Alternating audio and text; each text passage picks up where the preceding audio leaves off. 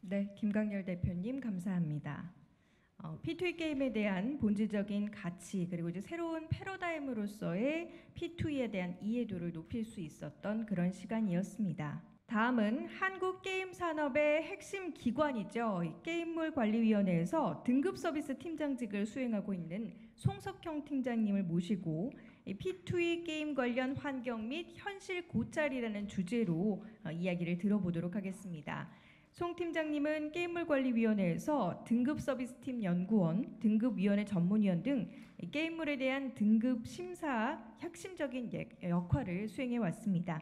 송 팀장님께서는 발표 자리로 올라와 주시길 바랍니다. 2022 게임 포럼 준비해 주신 이상원 의원님과 유정주 의원님 그리고 팍스넷 뉴스 관계자 여러분들께 감사 말씀을 드립니다.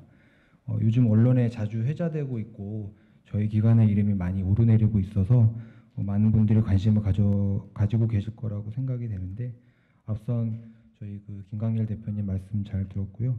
저는 현재 우리가 표면적으로만 알고 있는 이런 플레이 투 원 게임에 대해서 우리가 처해 있는 환경이 어떤지 그리고 현실은 어떻게 돌아가고 있는지에 대한 고찰을 제 나름대로 한 내용을 게임의 정의와 패러다임의 변화 관점에서 한번 발표해 보도록 하겠습니다.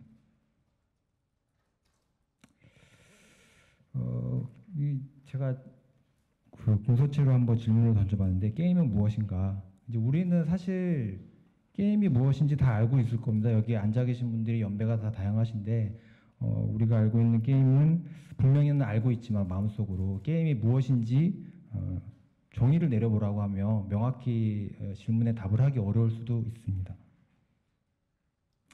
그래서 여러 가지로 한번 찾아봤습니다. 국립국어원의 표준국어대사전을 살펴보면 게임이 규칙을 정해놓고 승부를 겨루는 놀이를 말하고 있고요. 여기서 규칙과 승부라는 말이 상당히 눈에 띄는 것을 알 수 있습니다. 그 다음에 항상 빼놓지 않고 말을 해야 되는데 게임 산업 진행에 관한 법률의 법률적인 정의에는 게임이 어떻게 정의되어 있는지 법률 2조 제1호를 살펴보면 게임물이라 하면 컴퓨터 프로그램 등 정보 처리 기술이나 기계 장치를 이용하여 오락을 할 수 있게 하거나 이에 부수하여 여가선역 학습 및 운동 효과 등을 높일 수 있도록 제작된 영상물 또는 그 영상물의 이용을 주된 목적으로 제작된 기기 및 장치.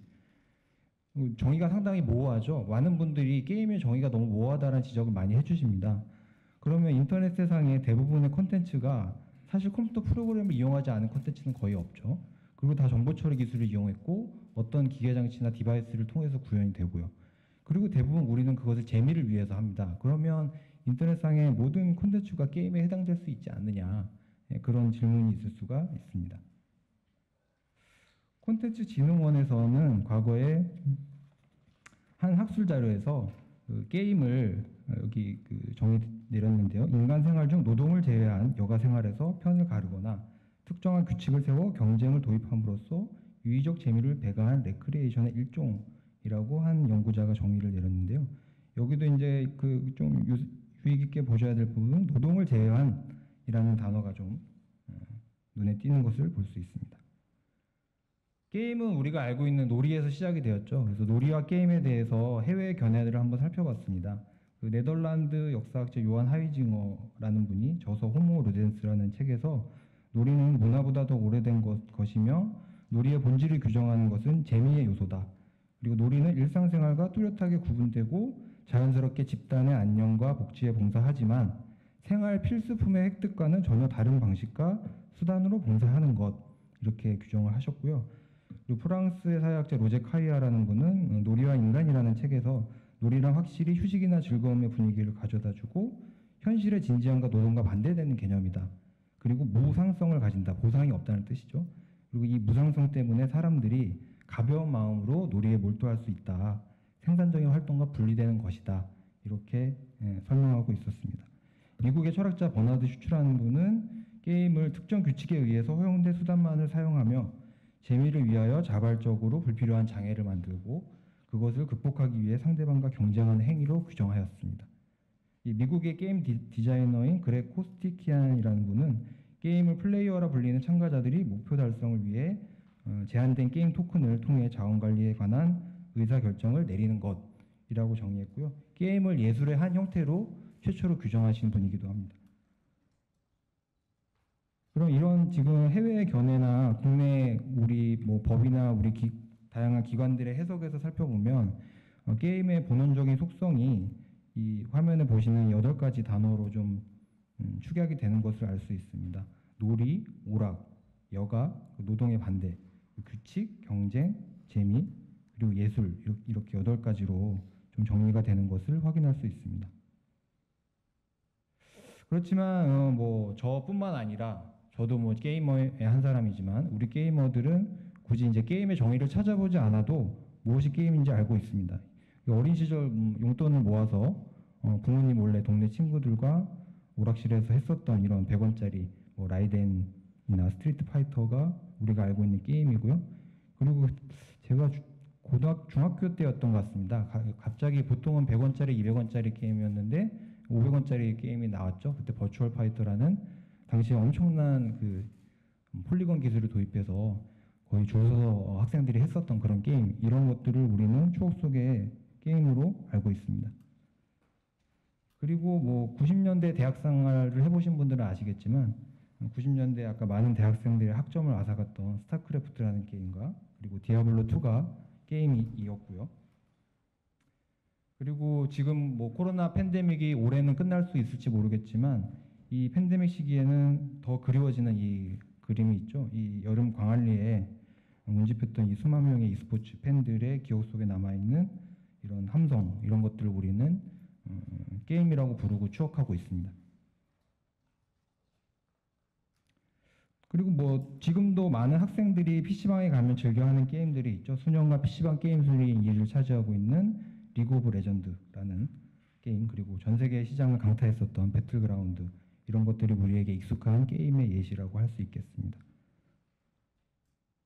그리고 현재는 우리는 HMD를 착용하고 가상세계에서 모험을 즐기는 VR 게임, 그리고 실시간 증강현실을 기반으로 한 AR 게임, 그리고 블록체인 기술을 기반으로 NFT를 수집하는 블록체인 게임, 그리고 암호화폐 등을 수집해서 가상자산을 할 수 있는 통틀어서 플레이 투 원 게임물의 시대를 맞이하였습니다.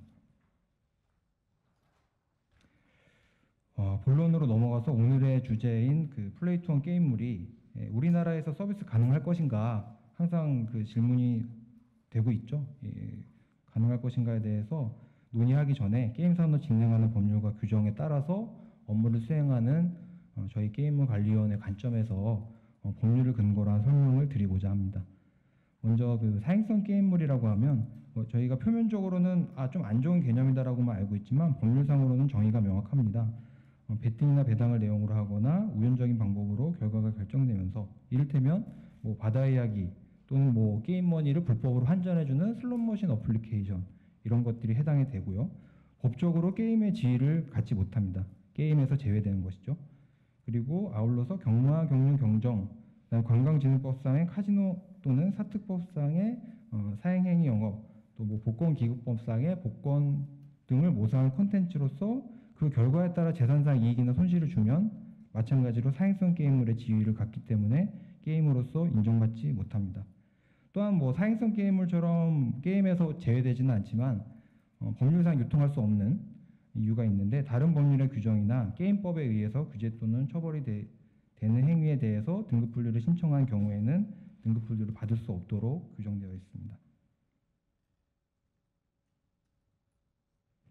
오늘 그 논의의 주제가 되는 그 플레이 투 원 게임 중에 블록체인 기반 NFT 보상형 게임물은 뭐 특정 게임물들을 통해서 여러 언론에서 다 릴리즈가 되어서 주지하시다시피 우연적인 결과로 획득한 아이템을 NFT화 할 수 있었고, 게임 서비스 형태상 이를 궁극적으로 현금화할 수 있는 가능성을 내재하고 있어서 보시는 화면에 그 게임산업부 28조 각호의 위반에 해당하는 것으로 위원회에서 판단한 바 있습니다. 그래서 등급분류 거부 내지는 등급분류 취소가 진행되었고, 관련돼서 업계와 소송을 현재 진행하고 있는 상황이고 법률적인 판단을 기다리고 있는 상태입니다.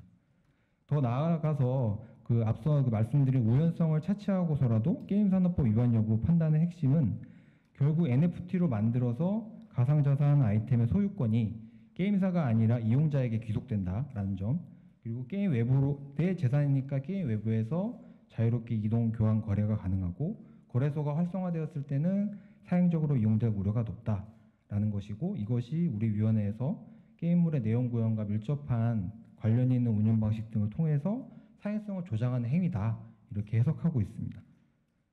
그리고 또한 그 최근에는 뭐 아까 무한돌파 삼국지 예시를 들어주셨는데, 대부분의 이제 플레이 투 원 게임물의 종착지가 기존에는 NFT 형태였었지만 최근에는 또 자사에서 발행한 토큰을 이용한 암호화폐화 또는 현금화에 그 귀결이 되어 있고, 그런 암호화폐의 지위와 가치의 불안정성이 존재하기 때문에 그 종래의 등급분류 거부 사유였던 게임산업법상 사행성 조장 행위로부터 이 플레이 투 원 게임물들은 자유롭지 않다고 생각합니다. 다음은 법률 관점에 이어서 게이머의 입장에서 우리 게임 그 플레이 투 원 게임을 바라볼 필요가 있습니다. 앞서 그 김 대표님께서 게임의 역사를 좀 잘 경험을 비추어서 설명해 주셨는데, 저는 좀 간단하게 요약을 해봤습니다. 우리는 게임을 또래 집단과 할 수 있는 많은 놀이 중에 하나로 시작을 했고, 그리고 같이 놀기 위한 수단이었죠. 같이 플레이하기 위한 수단이었습니다. 그래서 플레이하기 위해서 우리는 기꺼이 아까 오락실에서 돈을 지불했던 것처럼 이용요금을 지불했고, 그리고 게임사들이 정성 들여 만들었던 패키지를 구매를 했죠. 패키지 구매의 비용을 지불했고, 온라인 게임 시대에 접어들면서 월정액 가금 모델, 한 달에 일정 비용을 지불하고 자유롭게 게임을 이용할 수 있었고요. 그리고 모바일 게임의 중흥기에서는 본래 게임은 무료로 즐기지만 이용자의 선택에 따라서 유료 아이템을 구매할 수 있고, 그리고 DLC나 배틀 패스 등을 얹어서 자연스럽게 부분 유료화 가금 모델이 현재는 이제 대부분의 게임사들의 주력 비즈니스 모델로 시장에 자리 잡게 되었습니다. 최근에는 구독형 서비스도 등장을 하기도 했죠. 그래서 이런 플레이하기 위한 게임은 그 여전히 유려한 시나리오, 그래픽, 그리고 매력적인 캐릭터, 아이템, 레벨 디자인 설계를 통해서 우리 게이머들에게 아직 사랑을 받는 존재이지만, 이 부분 유료화로 대세 가금 모델이 옮아가면서 자연스럽게 게이머들이 시간과 비용을 들인 만큼 남들보다 앞서는 것을 추구하게 되었습니다. 그러다 보니까 게이머들의 경쟁심과 우월감, 성취감을 극대화하기 위해서 게임사들이 페이 투 윈 방식의 과금 방식을 앞다투어 도입하게 되었고, 앞서 그 대표님께서 언급했었던 뭐 리니지 같은 게임물들이 대부분 페이 투 윈에서 좀 자유로울 수 없는 게임물들이죠. 높은 매출을 현재도 기록하고 있고요. 그 과정에서 우리는 플레이를 위한 게임과 페이 투 윈 게임의 양극화가 심화된 것을 느낄 수가 있었습니다. 그래서 우리 정말 친구들과 같이 놀기 위해서 플레이를 위해서 했던 게임의 성공 가능성보다는 게임사 입장에서는 페이 투 윈 게임을 얼마나 잘 확률형 아이템을 잘 정립해서 정교하게 설계하느냐, 그것이 더 높은 매출 기대값을 가지게 하였고요. 그 과정에서 많은 게임사들이 게이머들의 민심을 잃기도 하는 그런 상태를 우리는 확인할 수 있었습니다. 이런 그 페이 투 윈 게임을 바라보는 우리 게이머들의 시선은 아마 이럴 겁니다. 내가 즐기는 게임에서 나의 시간과 노력을 대체할 수 있는 과금 행위는 그 재미와 성취감을 충분히 느끼기 위해서 정당히 게임사에 지불할 수 있다. 그렇지만 그 지불에 따른 보상이 얼마나 공정하고 믿을만하게 나에게 제공되느냐, 그거는 아직 퀘스천 마크가 존재한다고 생각합니다. 물론 이제 게이머 입장에서는 게임도 하면서 돈도 번다는 행위가 현재의 그 이기기 위해서 지불하는 그런 게임에 대한 피로도나 불신감을 상쇄시킬 수 있고, 게임사가 돈을 버는 것보다는 내가 게임도 하면서 경제적 이익을 창출하는 게 더 높은 가치를 가지는 게 아닌가, 그런 뭐 반문을 할 수도 있다고 생각합니다. 그러나 그 누구보다 게임을 사랑하고 게임 산업이 우리 문화 콘텐츠 산업의 대표 주자로서 그 훼손되지 않기, 훼손이라는 표현은 좀 과격하긴 한데요. 훼손되지 않기를 바라는 저의 입장에서는 플레이 투 원 게임이 다음과 같이 그 두 가지의 미래가, 두 가지 사례로 미래를 한번 예측해 볼 수 있을 것 같습니다. 두 가지 사례를 한번 제가 한번 시뮬레이션을 해봤습니다. 학생 김군이 오늘 A게임 승급전을 했습니다. 그래서 최근에 전적이 좋아서 랭크가 올라갔고요. 그리고 같은 반 친구인 2군보다는 높은 등급을 달성했고, 다음날 친구한테 가서 내가 너보다 랭크가 높다 웃으대면서 자랑을 했습니다. 그 2군은 이제 경쟁심이 불타올라서 A게임을 더 많이 연습을 했고, 그리고 김군과 같은 랭크를 달성할 수가 있었습니다. 그래서 같은 팀으로 팀 대전을 펼쳤고, 물론 이제 이런 재미를 즐기기 위해서 캐릭터 스킨을 좀 구매하려고 용돈을 좀 쓰긴 했지만 친구랑 같이 공감하고 게임 이야기를 하면서 노는 것이 더 좋았습니다. 그 후에는 뭐 학업에 전념하느라고 친구랑 게임할 시간은 점점 줄어들었지만 그 자체로도 충분히 놀거리와 추억이 되었습니다. 두 번째 사례인데요. 직장인 김대리가 삐게임을 최근 알게 됐는데, 삐게임에서 그간 모은 자금을 큰마음 먹고 중과금을 했습니다. 많이 과금을 했죠. 그래서 자신의 캐릭터와 레벨, 성능, 전투력을 많이 상승시켰습니다. 그리고 출근 전에 컴퓨터를 켜고 삐게임을 실행해서 아주 모기 좋은 사냥터에 자기의 강해진 캐릭터를 배치하였습니다. 그리고 퇴근 후에 김대리는 자동 사냥을 통해서 획득한 아이템을 자신의 블록체인 지갑에 전송했고 암호화폐 거래소에서 얼마간의 현금으로 바꿀 수 있었습니다. 다음날 김대리가 직장 동료인 최대리한테 내가 빅게임이라는 걸 알게 됐는데 자사를 좀 돌려서 자동사냥을 돌려서 돈 좀 벌었다라고 으스댔습니다. 그래서 김대리는 자신의 노하우를 최대리에게도 알려주었습니다. 최대리는 주식 투자 등 재테크를 따로 하고 있었지만 이 김대리가 알려준 게임으로 돈 버는 방법에 구미가 당겨서 빅게임을 시작을 했습니다. 그래서 최대리는 그 좀 더 효율적으로 돈 버는 방법을 탐구하면서 오래도록 효율적인 사냥을 하기 위해서 과금을 했고요. 그리고 PC도 새로운 하드웨어로 교체를 했습니다. 한편 이때 빅게임 회사는 다음 패치할 때 이 캐릭터의 성능을 좀 더 올려주는 확률형 과금 패키지를 출시할 것을 예고했습니다. 이제 두 가지 예를 들어드렸는데요. 이게 뭐 각자 한번 들어보시고 한번 생각을 해보시기 바랍니다. 우리는 그 인간 사회 구성원으로서 역할 수행 그리고 생계 유지, 꿈의 실현을 위해 노동을 하고 정당하게 대가를 받는 직업을 가지게 됩니다. 저는 지금 이 자리에서 게임을 관련해 어떤 일원으로서 말을 하고 있는 직업을 가지고 있는 거죠. 그리고 소위 성덕이라고 해서 자기가 좋아하는 걸 하면서 꿈꾸면서 돈을 버는 사람도 있지만 대부분의 우리는 직업을 꿈의 실현 수단으로 생각하기보다는 살아가기 위한 수단으로 생각할 수밖에 없는 그런 현실을 살고 있습니다. 저는 그렇게 생각합니다. 내가 아무리 좋아하는 일이라도 그것이 돈을 버는 행위에 이르게 된다면 그것은 최소한 직업은 아니더라도 돈 버는 행위에 귀결이 되고 집중되어서 그 행위 본연의 가치를 잃게 마련이라고 생각합니다. 하물며 우리 모두가 아는 아까 마음속에 있었던 그 게임이 재미있기 위해서 또는 놀기 위해서 그리고 스트레스를 풀기 위해서 하는 오락 그 자체로서 우리 문화 콘텐츠 산업의 총화일지인데 돈 벌기 위해 하는 게임은 그 목적 자체로 재미나 놀이, 오락을 부정하게 할 것입니다. 조금 더 극단적으로 말하자면은 게임사들이 자신들이 구축한 프라이빗 블록체인 생태계 안에서 그리고 게임 로직 안에서 게임머니 아이템의 가치 및 시세 조정 개입 그리고 펀저블 토큰이나 NFT의 암호화폐 전환 거래 등 일련의 경쟁을 통한 수익 창출에 집중하게 되고 게이머들은 획득 가상자산의 시세 등락 그리고 현금화에 몰두하게 될 것이고 이러한 게임들이 확산된다면 우리가 알고 있는 전 세계 너드 게이머들이 환호하는 메타크리틱의 고득점 게임들 지금 여기 화면에 제가 하나 예시를 들어드렸는데요. 이런 고득점 게임이나 올해 게임상을 수상하는 게임이 점점 사라지게 될지도 모를 일입니다. 블록체인 기반의 플레이투 게임 성공 모델로 자주 회자되고 이제 너무나 유명한 게임이죠. 엑시 인피니티.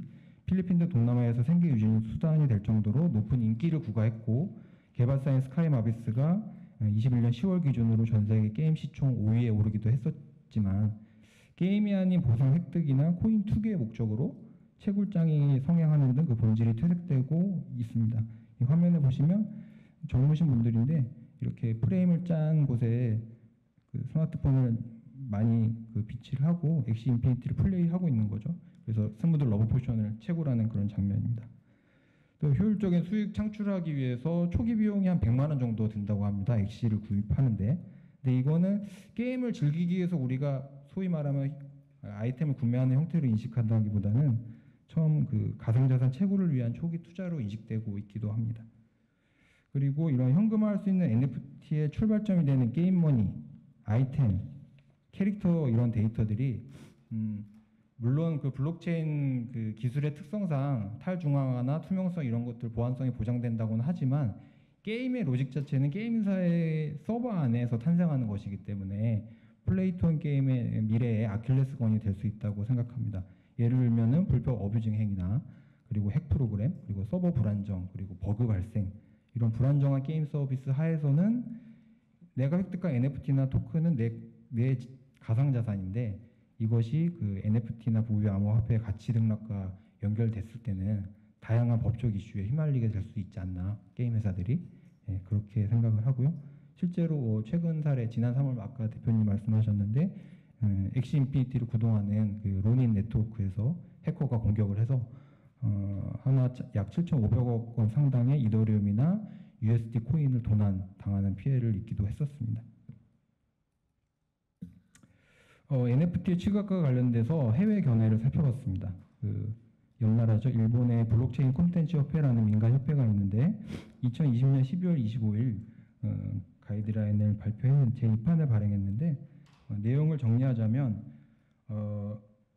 NFT 등 황금성을 가진 게임 내 아이템을 배출하는 유상 뽑기를 하는 것은 도박에 해당할 가능성이 높기 때문에 실시할 수 없고, 그리고 게임 내 아이템을 소멸시킴으로써 새로운 NFT나 황금성을 가지는 아이템을 배출하는 것은 가치의 차이가 생기는 것이기 때문에 도박죄에 해당할 수도 있고, 그리고 게임 플레이에 있어서 황금성을 가진 게임 아이템을 보상으로 부여하는 경우에도 해당 보상 부여 구조가 일본의 법률상 재산상 이익 득실로 평가되며 도박죄에 해당하는 경우도 있기 때문에 취급을 할 때는 충분한 주의를 기울여 달라라고 가이드라인을 발표한 바 있습니다. 일본 암호자산 비즈니스 협회라는 곳에서는 2021년 4월 26일 날 NFT 비즈니스 가이드라인을 발표했는데, 이 가이드라인에서는 블록체인 게임에서 NFT는 유저에게 속한 것으로 정의되어 있고, NFT를 서비스상 취급할 때 우연한 승패로 재산상의 이익과 득실을 다투는 경우, 이룰 수 있는 재산의 이익이 일시오락이 제공하는 것이 아닌 경우에 해당하면 일본 내의 도박죄에 해당할 가능성이 있다라고 고지하고 있었습니다. 그리고 NFT 서비스에서 일본은 가차가 많죠. 우리나라 일반적인 확률형 아이템도 가차 형태가 많죠. 가차를 실시하는 것은 서비스 구조에 따라서 도박에 해당할 가능성이 있다. 왜냐하면 NFT는 황금성이 있기 때문에. 그래서 신중한 검토가 필요하다라고 밝혔습니다. 이 두 가지 가이드라인은 공통적으로 게임에서 NFT의 황금성을 인정하고 있고, 그리고 취급을 할 때는 도박에 해당하지 않도록 주의를 기울여 달라라는 것을 확인할 수 있었습니다. 금융위원회의 작년의 보도자료를 보면 국제자금세탁방지기구에서 21년 10월 28일 날 가상자산 사업 위험 기반 접근법 지침서를 개정해서 발표했는데, 이 안에는 아주 러프하게나마 내용이 적혀 있었습니다. NFT와 관련돼서 고유하고 상호 교환 불가능하고 지불 또는 투자 수단보다는 수집폼으로 실제 사용되는 디지털 자산은 NFT나 암호화 수집품으로 일컬을 수 있다. 우리가 알고 있는 NFT의 개념 그대로이죠. 이러한 자산은 특징에 따라서 일반적인 국제자금세탁방지기구의 가상자산 정의에는 해당하지 않지만 지불 또는 투자의 목적으로 사용되는 NFT의 경우에는 가상자산에 해당할 수 있다. 그래서 각국은 그런 NFT를 취급할 때 우리의 표준을 적용하는 것을 고려해야 한다. 이런 FATF의 견해는 NFT가 많은 양이 발행돼서 또는 기성의 화폐나 투자수단과 유사하게 사용되는 경우 가상자산의 범주에 들어가게 되고 국제 표준에 따른 규율 대상에 포섭될 수 있다. 이렇게 해석되고, 블록체인 게임의 NFT 또한 이러한 형태라면 이 해석에서 자유로울 수 없다고 생각이 됩니다. 그리고 우리는 물론 이제 본격적으로 이 플레이 투 원 게임을 마주하기 전에 우리 게이머들은 게임을 하면서 돈도 버는 시스템을 알고 있죠. 앞서 말씀드렸던 그 대표님께서 얘기하셨던 그런 여러 가지 게임들 사례, 게임을 해서 쌀을 사 먹는다는 그런 표현이 있었던 게임들, 비록 게임사 소유의 데이터이지만 희귀하고 강력한 가치를 지닌 아이템을 게임사와 별개로 구축된 아이템 거래 사이트, 아까 아이템베이 말씀하셨는데, 이용자가 거래하면서 용돈을 벌거나 소위 쌀먹이라고 불릴 정도로 고액의 금전적 이득을 취하하는 경우도 엄연히 존재하고 있습니다. 그러나 이제 기존의 아이템 현금 거래와 NFT 또는 알트코인으로 대변되는 현재의 P2E 게임의 거래는 좀 차이점이 존재합니다. 기존의 아이템 거래는 예시를 들어드리면 판매자가 게임 내에서 좋은 아이템을 얻었습니다. 비기속이고 누군가 거래할 수 있는 상태였고요. 그리고 이 판매자는 아이템 거래 중개 사이트에 이 칼을 10만 원에 판매한다고 올려놨습니다. 그러면 구매자가 이 칼이 마음에 들면 구매 신청 및 사이트에 10만 원을 지급을 합니다. 중개 사이트에. 그러면 중개 거래가 시작됐음을 상호에 연락이 취해집니다. 그러면 판매자와 구매자가 게임 안에서 만나서 판매자의 좋은 칼을 구매자에게 전달합니다. 그럼 사이트에서 최종적으로 인계 완료를 활성화합니다. 그러면 이 칼의 거래가 끝났습니다. 그래서 구매자는 인수 완료를 활성화하고 사이트는 인수 완료를 확인한 다음에 맡아놓던 돈을 수수료를 차감하고 대금을 지급하죠. 상당히 안전하게 거래가 이루어집니다. 그래서 오랫동안 인기를 끌고 있기도 하죠. 그 거래가 종료되었습니다. 기존의 아이템 거래는 판매자는 돈을 벌었고요. 그리고 구매자는 좋은 칼을 얻었습니다. 그 좋은 칼은 게임 내에서 좋은 기능을 하는 아이템으로 사용이 되겠죠. 아니면 나중에 아이템 거래 사이트에서 다시 팔 수도 있겠고요.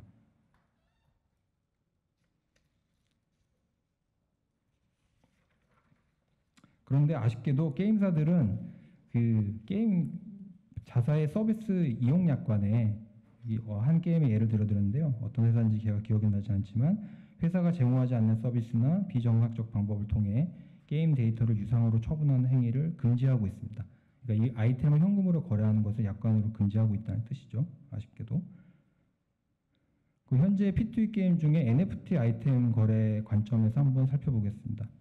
비슷합니다. 기존의 아이템 거래하고 게임 안에서 좋은 아이템을 얻었고 NFT 형태로 각자의 방식으로 변화를 합니다.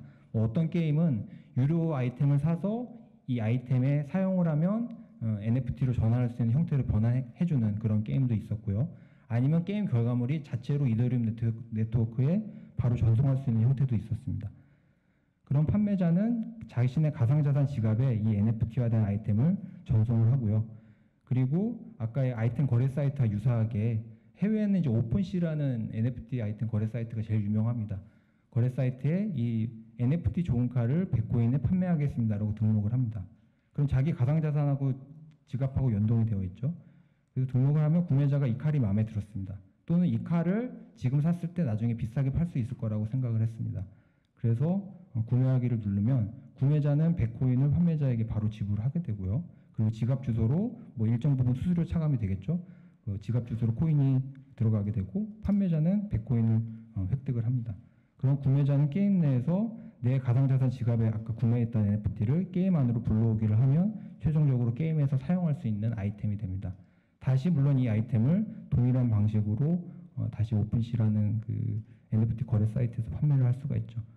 똑같습니다. 판매자도 금전적 이득을 얻습니다. 앞서에서는 우리는 우리 현금을 얻죠. 뭐 우리 원화를 얻게 되죠. 근데 여기서는 그 해당 코인을 얻게 되고요. 그 코인을 현금화를 하면 원화가 되겠죠. 그리고 구매자는 똑같이 NFT 아이템을 획득합니다. 차이점은 게임 사이트에서 직접 블록체인 네트워크를 통해서 거래를 주선해 주느냐 그 차이가 있고 게임사가 허락하지 않는 방법이냐 그 두 가지의 차이가 있다고 봅니다. 거의 대동소이하다고 볼 수 있습니다. 그다음에 마지막은 알트코인 거래 관점입니다. 판매자는 앞선 그 아이템 획득한 것을 판매하는 게 아니라 게임 내에서 특정 액티비티를 통해서 유틸리티 코인을 얻습니다. 무한돌파 삼국지라고 하면 무돌코인이 되겠죠. 유틸리티 코인을 얻어서 이 유틸리티 코인을 자신의 가상자산 지갑으로 이전합니다. 그 다음에 아까 그 무돌 같은 경우는 클레이 수압을 이용해서 클레이튼 기반의 클레이 코인으로 그 기축 알트코인으로 수합을 할 수가 있고요. 그것을 본인의 가상자산 지갑에 보유하고 있고 판매자는 이 결과적으로 내가 게임에서 획득한 유틸리티 코인을 암호화폐 거래소에서 환율에 맞춰서 현금화할 수 있습니다. 구매자는 이 유틸리티 코인을 이 판매자에게 직접 너 그 코인 나한테 팔어가 아니라 일반적인 주식 거래랑 동일한 거죠. 유틸리티 코인이 이만큼 있으면 그 중에 내가 원하는 만큼 암호화폐를 구매할 수가 있는 겁니다. 그래서 구매자는 해당 알트코인 환율에 따라서 거래소 거래를 하고 시세 차익을 추구하게 됩니다. 이것이 앞서 두 가지 아이템 거래 양상하고 조금 다른 부분이죠. 판매자가 금전적 이득을 얻는 건 똑같습니다. 근데 구매자는 코인을 얻는 것이고 아이템을 얻는 것은 아닙니다. 그래서 그런 차이가 있고 그리고 아이템이 아니라 코인을 얻으려고 하기 때문에 당연히 이 시세 차익에 좀 목적이 더 들어가게 되겠죠.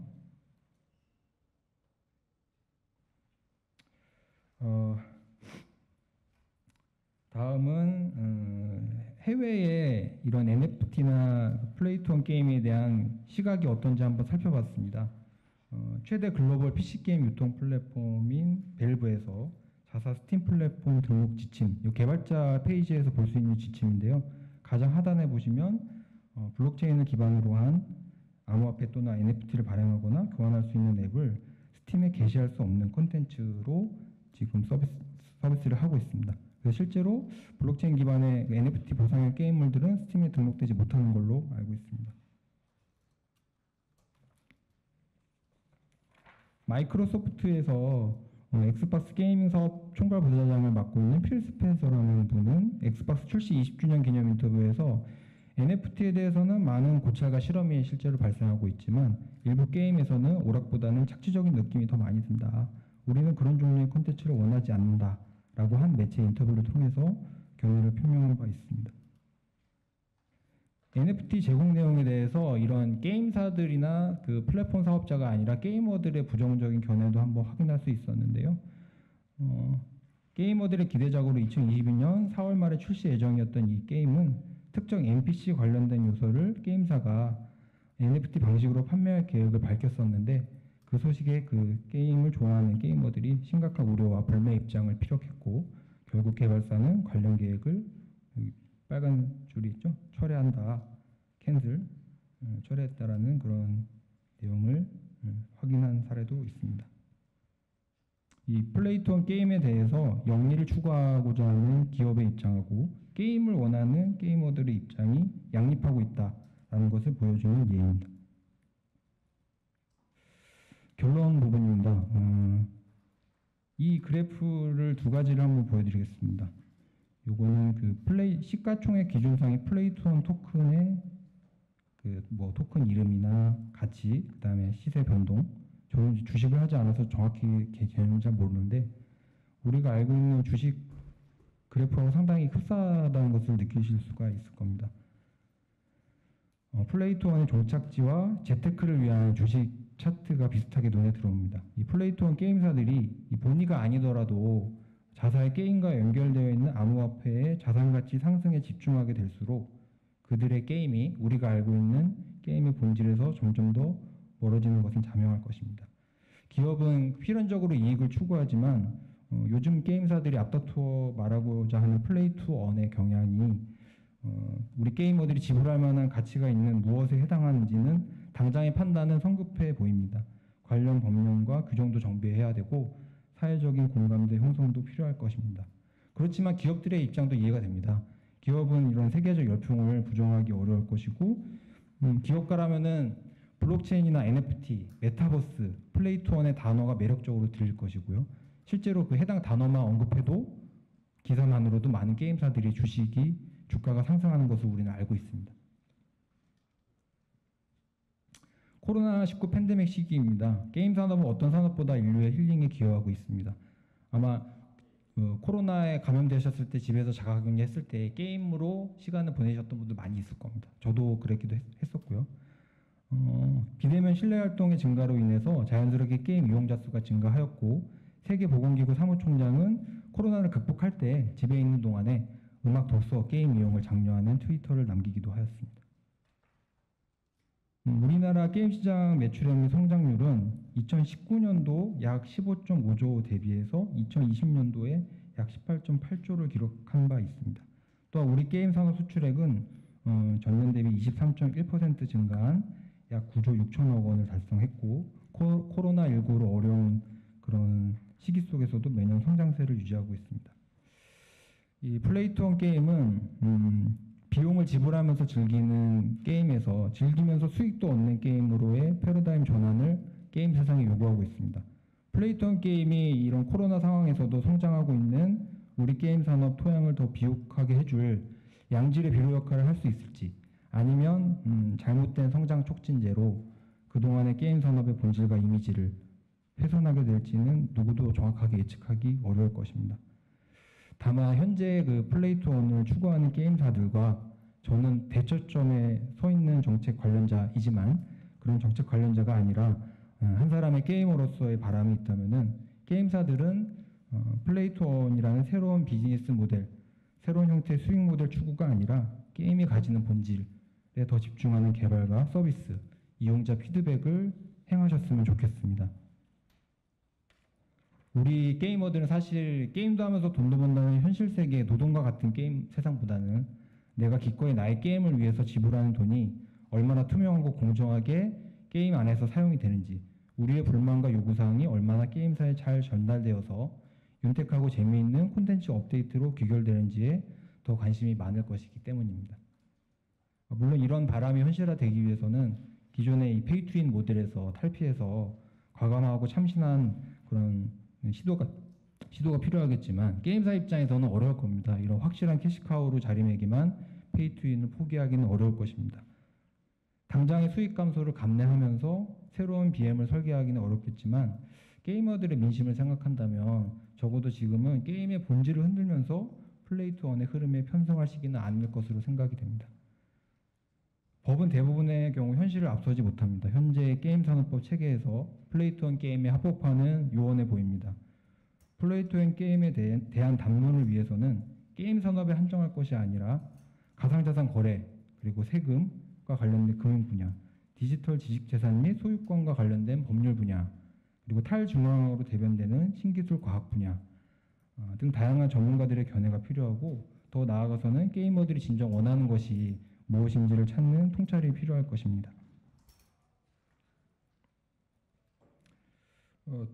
다음은 로스트아크라는 게임에서 그 동료들과 새해를 맞이하는 장면인데요. 1월 1일 날 아침에 이렇게 새해를 맞이하여 여러분들에게 인사를, GM이 메시지도 남기고 다 모여서 서로 새해를 기념하는 화면이고요. 오래된 게임입니다. 월드 오브 워크래프트라는 게임도 서부 몰락지대라는 곳에 게이머들이 신년 1월 1일이 되면 실제로 게임 안에서 그 해가 뜹니다.